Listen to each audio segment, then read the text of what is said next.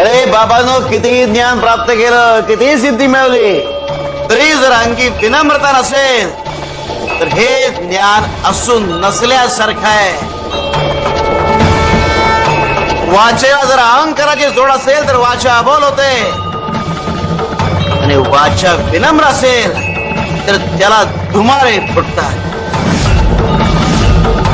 विनम्र वाचेवर सरस्वती नांदते हे एवढं ज्ञान प्राप्त करूनही तुमच्या लक्षात नाही का आलं? हे उचला आणि खा. कृपेचं फळ हवं असेल तर विश्वासाचं बीज पेरावंच लागतं.